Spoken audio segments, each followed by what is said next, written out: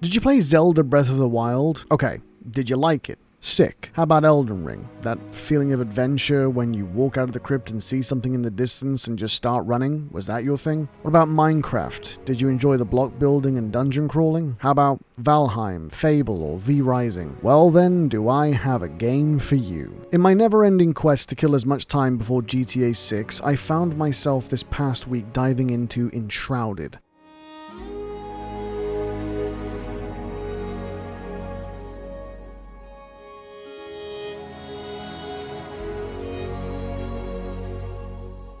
A game that until literally last week I'd never even heard of. Thanks to the joy of the Steam sale and a newfound love for Valheim, Steam has been really going out of its way to throw survival crafting and base building style games in my recommended feed. Enshrouded came out in early access back in January of 2024, created by Keen Games, a small indie developer that managed to pull off what I think might be one of the most uniquely created survival sandbox games I've ever had the fortune of finding. Now I don't know what rock I was living under back in 2024, but this game completely passed me by. So here's the basic premise of the game. You are the Flameborn, a warrior that has awoken to fight back against the Shroud. What's the Shroud? Well, turns out a bunch of people were trying to get some magical elixir and instead accidentally released a curse called the Shroud in the lands of Embervale. So this weird fog that's kind of mutated a bunch of shit and now the whole world is kind of buggered. You, my mate, need to get your ass out there, gear up, build a home base, or maybe 3, find and reincarnate a bunch of people who actually specialize in certain aspects from blacksmithing, farming, archery, and a whole host more, so you can get your ass kitted up and fight back against the Shroud to save humanity. You can play this game solo, or team up with up to 16 people with server hosting, or you can just do a dedicated server hosted from one person's PC, which honestly, make sure it's the one mate with the most baller PC running it, as it can get a little chuggy if you have a lot of people on. But the game works amazing as a co-op or 3 to 4 group of people experience, and it genuinely works well together to explore and build. It's just phenomenal. The story is told in dialogue, hidden journals, letters, and the like. Your job is to kind of put it together yourself, and I'll be real, the story of this game is kind of a bit secondary for me over the main aspect, which is the gameplay. Now, the gameplay of Enshrouded is honestly something so damn good. I have to gush about this for a bit, so bear with me. Enshrouded is kind of like all of your favorite games rolled into one ball. There's a lot of inspiration for the game from Breath of the Wild, with its stamina system, its glider system, and the exploration that exists there. Minecraft has also got its fingers in the pie here with the block building aesthetic. Elden Ring's see it in the distance and now kind of go to it mentality is also present here, of kind of finding your way through the game. Genuinely, there are so many borrowed ideas from other games that this game really does kind of feel like you're playing the best of hits of all your favorite games. And that's not a dig or shade at the game either, it does it all really well. The exploration feels insanely rewarding and the map is genuinely daunting the first time you open up the map screen and realize just how much cloud there is to be uncovered. But you set about it. You build yourself a dinky little rock house to start up and get moving, and very quickly the game starts layering on the additional aspects of the game onto you. Farming, smithing, magic, and oh yeah, that's right, how about we give you a skill tree that looks completely overwhelming the first time you open it and look at it. Yes, the skill tree does look a lot at first glance, but I'm here to tell you that it's gonna be okay. It's not that bad. It's not Path of Exile 2 skill tree. I mean, like literally, what the fuck is this? How the hell is anyone supposed to make sense of this game? So it's manageable. It's broken up into subcategories and it kind of gives you an idea of what you're looking at. These will kind of all end up being your classes or how you choose to play the game. You can be a tank, mage, archer, beastmaster, assassin, barbarian, healer, and the range of it is great. If you are playing with more than one person, it does kind of give you the ability to plan out your party a little bit more. Then head out into the world and explore. Where do you explore? Well, don't worry. If you need some structure, the NPCs you find will give you quests that range from go here and find this next item which will help your dumbass build more stuff, and then they'll also say to you, hey, I heard about this place you should go and look into. Then you go there and it's this whole ass underground vault filled with things like puzzles, parkour, and fighting like 20 enemies at once before you hit the boss at the end. The vaults, by the way, are a genuinely awesome experience, if not sometimes a little grueling. You're going to want to bring pots, foods, and a whole host of bandages with you to get through it. To give you one of my own experiences, we headed into our vault at around about 1 a.m. with the mentality of of, this won't take us too long. We headed through floor upon floor of actual hell, going deeper and deeper into the depths to find what we were looking for, getting overrun by mobs at times, which was, literally like blasting our way back out. When we finally reached the end and took the TP back to the top of the vault, heading out of the front door and feeling the sunlight for the first time, what ended up being 3 hours, was genuinely like the deepest sigh of relief. You feel like you've really earned your way back out, and it becomes this whole journey you've gone on with your friends, and I love that. Likewise, if you want to just explore, there's so much to go and see, and it's honestly the best part of this game. It kind of has this go where you see style game design. What do I mean by that? Well, you see that massive cool tower in the distance? Okay, let's go. We can go on a really long journey to it. Even if it is in a higher level area, there's nothing stopping you from really going there.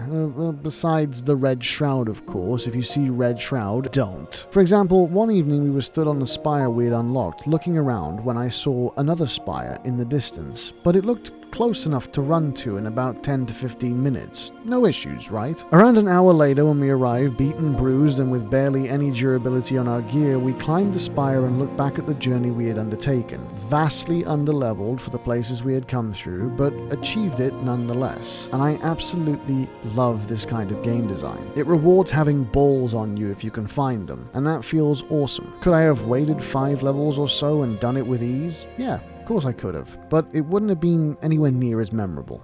Now, let's talk about base building.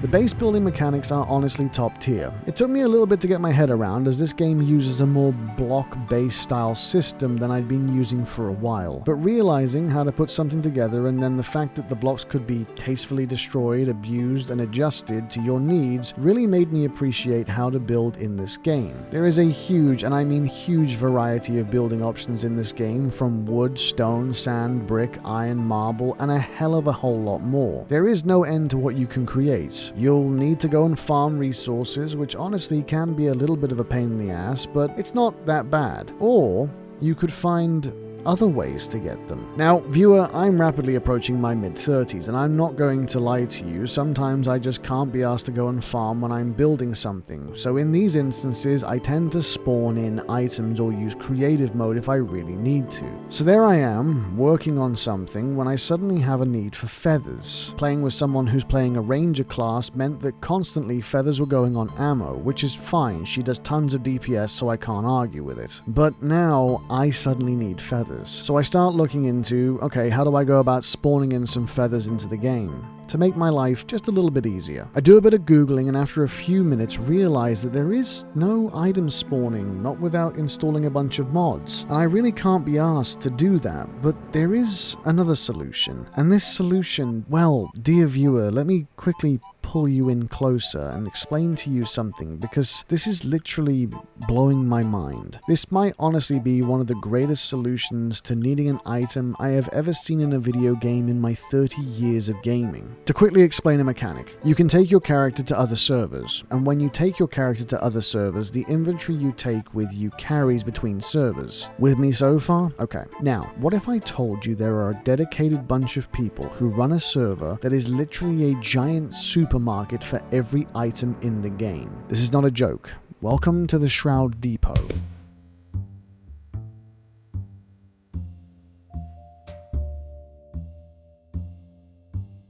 Just fucking look at this place. It is organization and commitment to a bit dialed up to 11, and I cannot applaud it enough. The whole thing is modeled off of Home Depot, with a garden center, general use area, and a builder's merchant section, and it's all laid out just like it is in the real world, so you can see what it is, and then below it the actual item itself is there. And my god, this place is fucking amazing. Some people might say that this ruins the experience of discovery, and I would have to agree with you to some extent. You do have to have some kind of self-restraint and only go in for what you need, and leave before you end up ransacking the whole store. You'll be tempted to get that next armor upgrade, but you are kind of taking the experience away from yourself when it comes to stuff like that. But when it does come to building supplies, if you're like me and really want to build something stupidly ambitious, this is kind of an awesome way about getting it. You'll also see other people coming and going, shopping essentially, and then at the top of the hour, each hour, the server restarts and the place replenishes all of its stock. This is not to mention the place also has public bathrooms, a fully stocked kitchen, a manager's office, and a hotel. Like, this is commitment to an idea I have never seen anywhere else, and I genuinely love that someone or some group of people took the time to sit down and make this. I cannot stress how just utterly awesome of a concept this is. Whoever you guys are, I deeply want to say thank you for having such a specific level of organization and autism to make something so damn awesome. This 100% beats any item spawning or mod to make this shit appear I have ever had. Not to mention, do you know how funny it is to hear the person you're playing with suddenly start making a shopping list and tell you they're off to the depot to get supplies? Like it's an actual store. This is immersion at the highest level. Right, sorry. Building is awesome, exploration is awesome, combat is rewarding, and feeling yourself get more powerful with new skills, levels, and gear is truly rewarding. This game might be one of the best survival fantasy crafting games I've ever played, and I mean that with the deepest of praise and admiration. The game is currently still in early access, but it is scheduled for a 1.0 release date in autumn of this year, which will see it also release on Xbox and PS5. But if you have a PC, it's already out and on Steam, and I cannot stress to you, if any part of this video has appealed to you, go back and pick this goddamn game up right now. To hit our final question, how much time have I managed to sink into this game already? Well, here's the transaction for me buying the game, and here's my playtime already. If that isn't a testament for how much of a good time sink this game is, I don't know what is. If you want more recommended time sinks before GTA 6, hit that sub button so my videos have a small chance of crossing your path again. And if you would be so kind to like the video, it really does help me out a ton. Also, any recommendations for any other games like this, please God share them with me in the comments below. There is still so much time before GTA 6. As for me, well, I have some shopping to do at the Shroud Depot. I'll see you guys next week for another video.